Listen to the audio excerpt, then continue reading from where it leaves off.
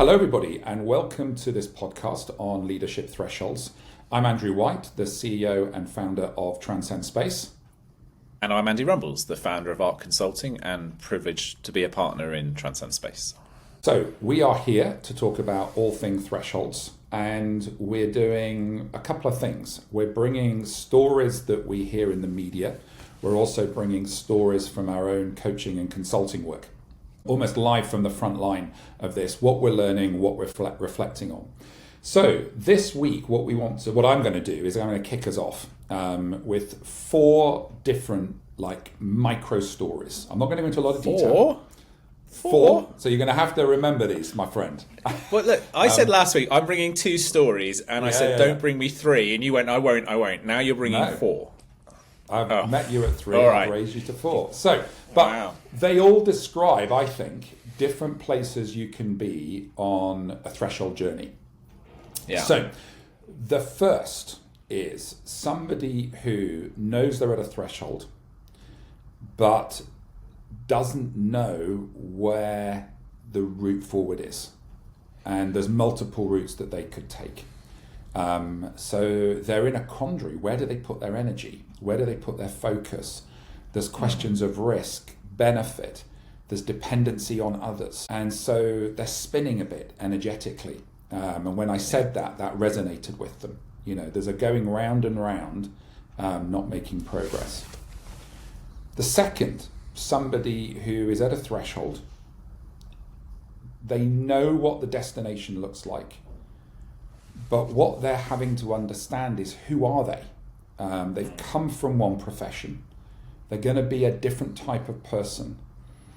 And some of that's intellectual, but some of that is tacit. They've got to show up and have an impact. They've got to show up and make a difference. And so there's some work there to understand, who do I need to be? There's some explicit knowledge I need to understand. And then I need to go out and use that, and what's the mechanism for that?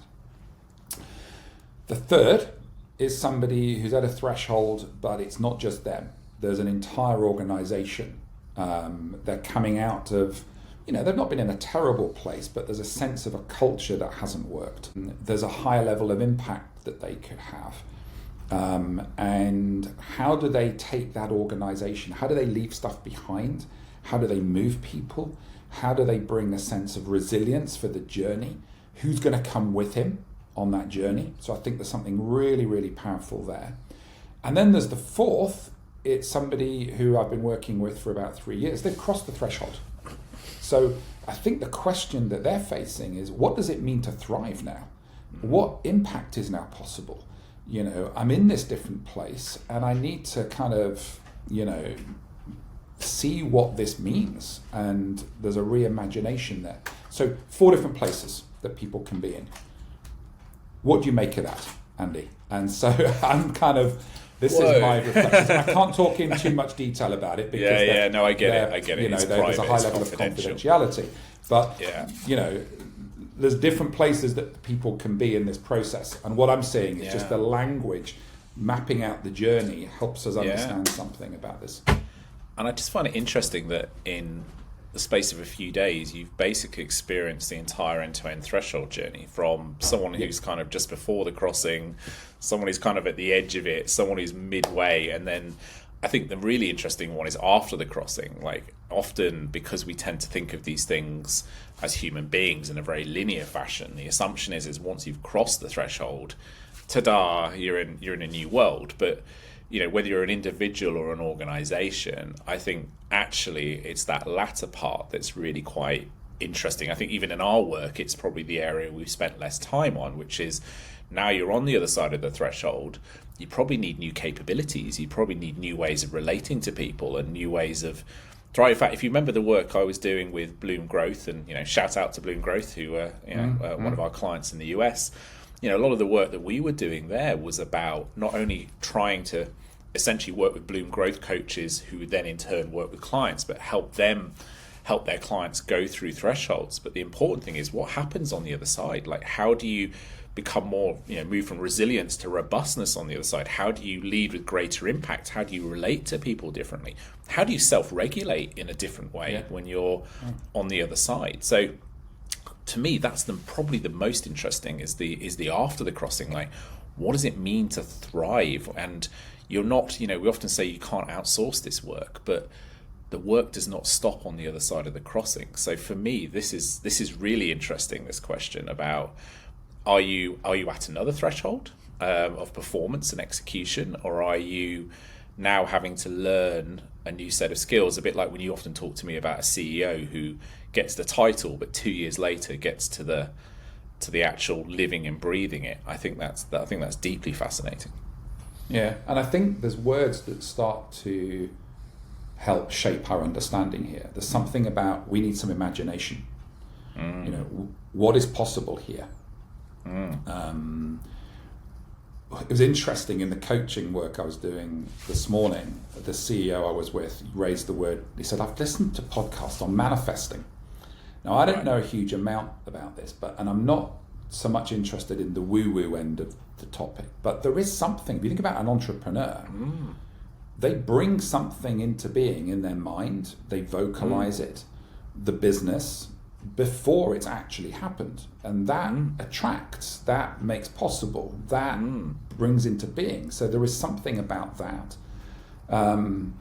There's something about how you have to relate to others to make that possible on the other side of the threshold. And I think you're right. It's the bit we've in our book, we've in a sense that is the lightest. Yes. I think it's the most interesting. Because it's the bit for me which is about human potential and the potential of an organization. What could we be? And yeah, we've got to do a bit more work on this, I think, my friend, to really unpack this. I do. And I guess it goes all the way back to the beginning about, you're talking about, the person that's trying to figure out who they are on the other side. It's deeply connected to that. And often you find yourself, I guess, again, if I think about it from an organizational perspective, I did a piece of work with us, as you know, with a sovereign AI business in the Middle East, an organization that was basically formed of 3 donor organizations, came together, like an external mandate saying, thou shalt be this organization. But actually, the challenge for them is they didn't really know. They didn't arrive at it with a glimpse of the future. They didn't have a sense of who they could be on the other side, the potential, the manifestation. So for them, the first question really is who am I? Who will I be? And they had to basically work out, reconnecting to their personal values. Before we could start even getting into the question about glimpsing the future, it was as much about who am I going to stop being as much as I am going to be. And that was the real work for them, so that when they started to get to the other side, it wasn't just about learning what new capabilities I need, how I need to relate to each other, people differently. It was as much about carving out that space of saying who I'm going to stop being, how I'm going to stop showing up, and being able to, I think, create the space and the spaciousness to be able to then start thinking about the bigger questions of purpose, new identity. And for me, I find that deeply fascinating at the moment in terms of the work that I'm doing with people is people say, well, who am I going to be? And it's almost like my first question is, who are you going to stop being? And how do you kind of get a collective rooting in that before you can then start thinking about the other side of the fence? Yeah, so as you're talking, the word that comes to me is confidence. What that process that you're talking about, I think, builds confidence that I can thrive in this world across the threshold. And the image, I don't know where this came from, but it was the image of like true transformation is when you're in a boat and you can't see the destination that you're going to. So where does the confidence come from? Well, it comes from the confidence in yourself, in that picture as a sailor, and in the boat, the vehicle that you're on. And then to play in another picture is like when we get there, we're going to burn the boats. So there's no going back. So that's about confidence that we're going to be okay here. We're going to thrive here. And I think what you're describing is that there is a process of going from the outward to the inward. Like your confidence in the old world is like in the structure, in the in the role, in the identity, in the organization, in the products, in the existing way of working. And you have to let go of something. So what gives you the confidence to move forward has got to come from within.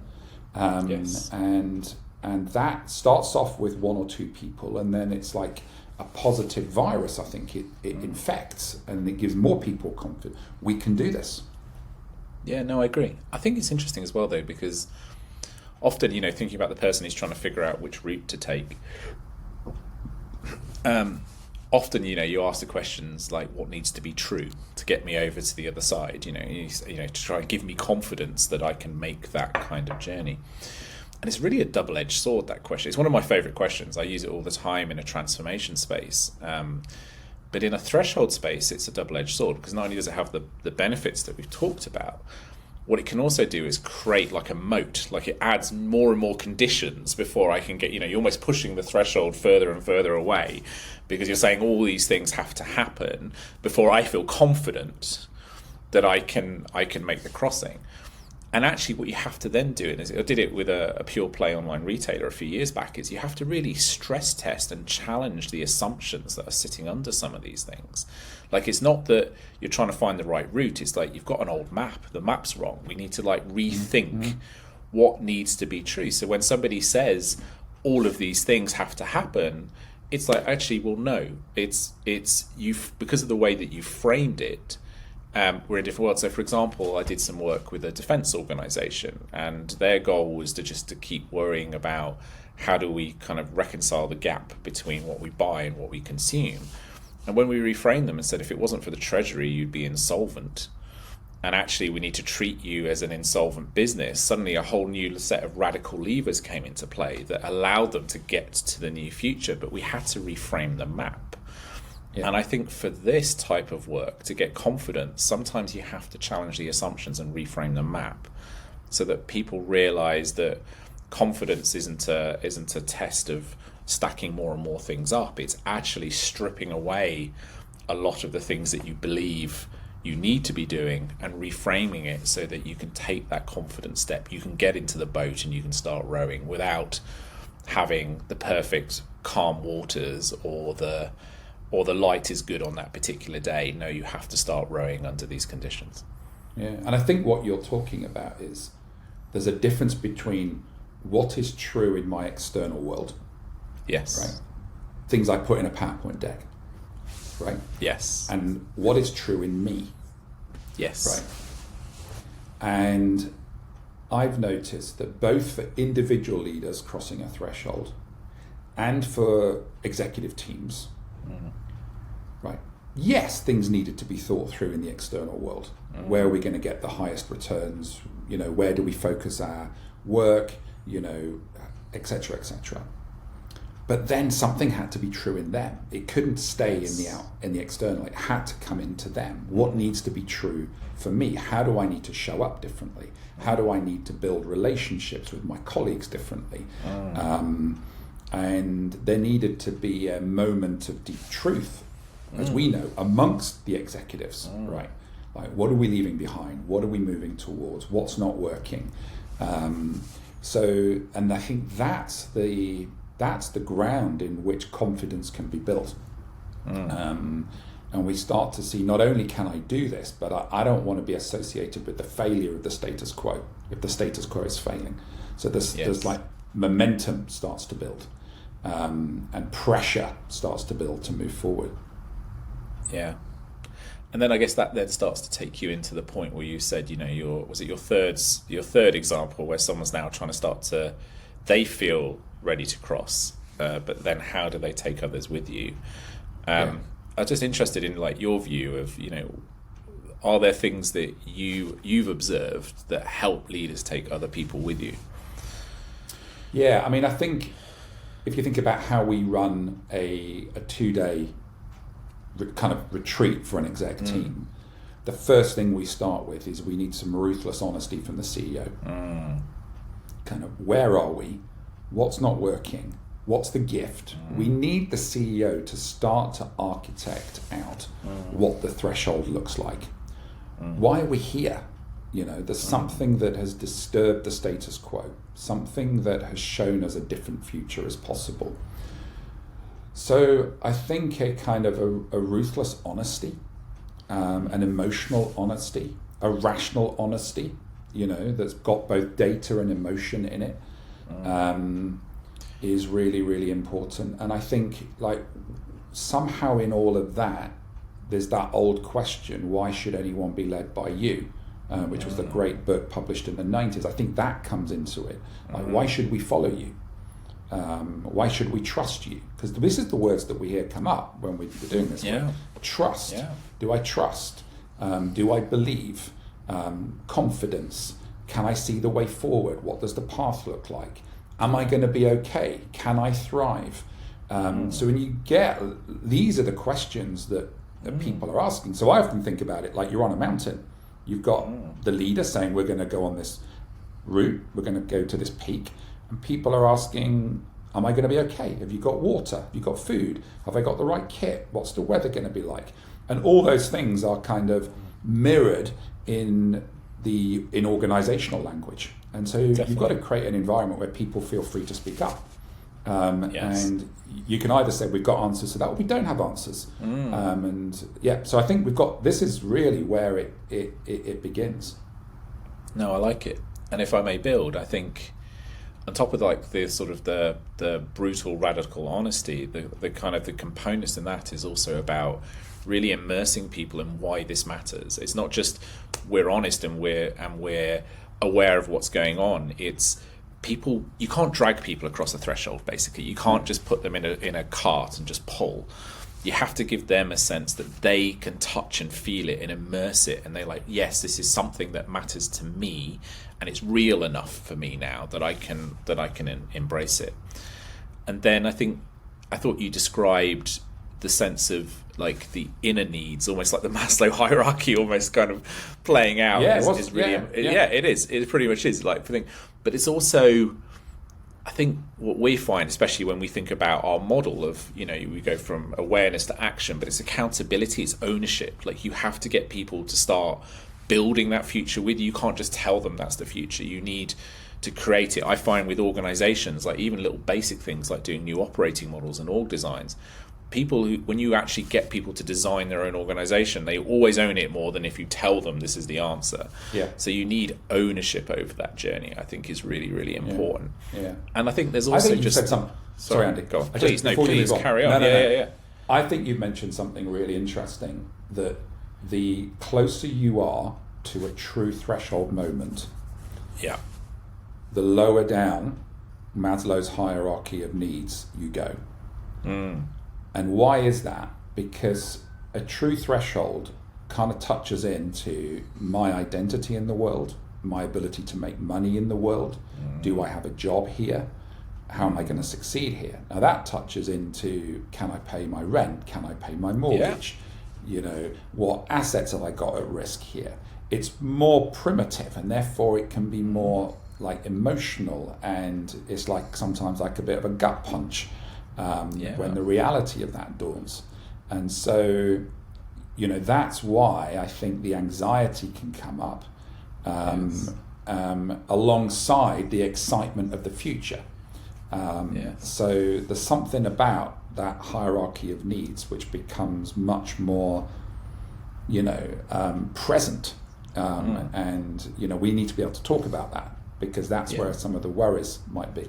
Yeah, sorry, I interrupted you because you were going to go on. I thought it was a great point that you were making. It is. I mean, as you say, the closer to the threshold, the more you're breaking the foundations of, if one believes the hierarchy in a literal sense, you should only be able to move up a level once the bottom, the subordinate level is complete. So you've now just gone and cracked a lot of the bottom level of safety, shelter, and all the other bits and pieces. So now, you are taking people right back down. And if you don't recognize like the great work that you did back in Said with EY around some of the emotional journeys, if you're not managing that, if you're not aware of that, then actually you're trying to hammer a rational story against an emotional set of needs, and shock horror, the two don't come together in any shape or form. But as I was thinking about what you're talking about, and I was sort of reflecting on it, again, I like the honesty, but I think there's, and I want to use this language carefully because it will sound aggressive, but there's a confrontation that just has to happen in this, where, you know, we saw it with that big consumer company when we first worked together about, you know, what we called the say-do gap. You know, there is the aspirational narrative and there's the lived reality. So that's one form of kind of confrontation.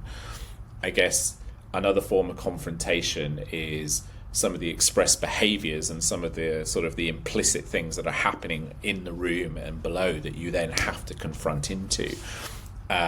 There are some others as well about how they're showing up in the world in other aspects. But I think this to me becomes really important about how do you take people with you is that you cannot dance around this. The honesty part is really important, but you have to be willing to get very uncomfortable and actually confront some of these hard truths, not just talk about it, not just be honest about it.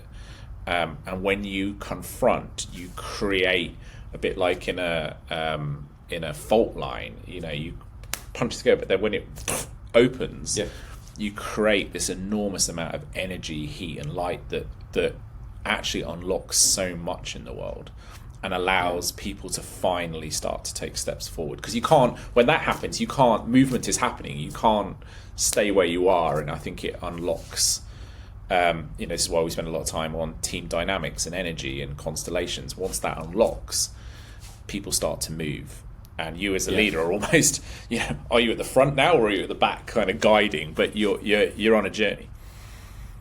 And I think what pretty much every CEO I know faces is a fundamental choice. Did they initiate that? Yes. Because 99 times out of 100, if they don't, a shareholder will, a regulator will, consumers will, employees will, the board will. And so where does that energy for change come from? And in my experience, as uncomfortable as it is doing it yourself, it's a hell of a lot more comfortable than having it imposed on you by an activist shareholder or a regulator or some other external, and then you've got the risk of job losses when you're in that place. And so there's something that's even more existential. No, I agree. I often say to leaders, you know, the next chapter of your book will be written. It's the only thing that's to be determined is who writes it. Yeah. So I'm going to, that. So the next, it's a wonderful phrase, Andy. So can we pivot it into threshold language? So your success on the other side of the threshold, or your success with this threshold, is either about you writing it or someone else writing it. Yeah. There's probably a better way we can find of saying it, but I think there's like, who pushes you? Who moves you? Does that come from you? Does that come from a confidence? Or does that come from an external kind of shove, which is going to be a lot more uncomfortable? Yeah. And you could say, like, you know, a threshold has no emotion. It doesn't care how ready you feel for it. It only responds to whether you move or not and how you move. So, you know, the threshold is there. You can't walk away from it. You can either choose to ignore it and stick your head in the sand, or you can start moving, but it will not go.